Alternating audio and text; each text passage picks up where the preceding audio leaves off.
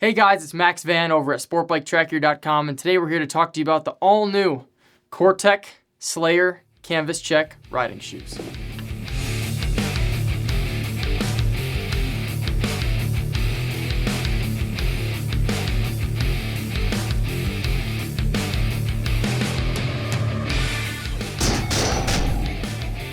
Alright, so now let's jump into price and sizing. The price as this video was shot, $129.99 US dollars.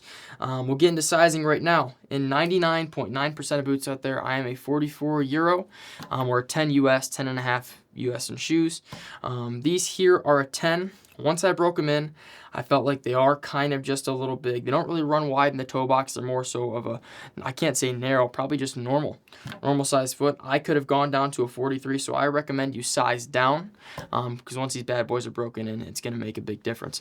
Let's talk about the importance of a riding shoe. Why should I buy something that looks like Converse and Vans had a baby? Because I already have those shoes. Well, when it comes down to it, the dexterity of a Vans or Converse is pretty garbage for riding.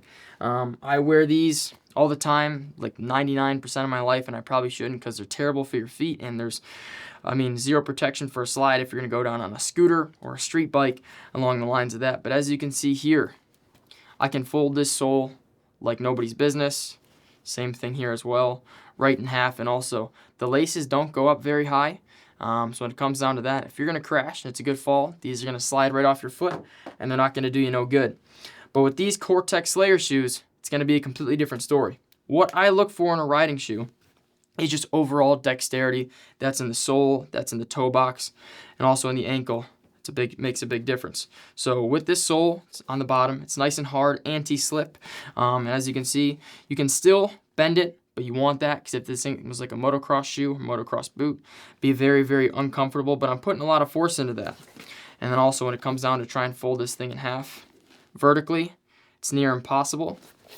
And also right in the toe box here, that's reinforced. It's really hard, but that's really good. Let's say you're a big shifter. Again, if you're commute riding, which is what you're going to do in these, you're going to be shifting nonstop, and this isn't going to get worn down, over time like easy, like your average Vans shoe would.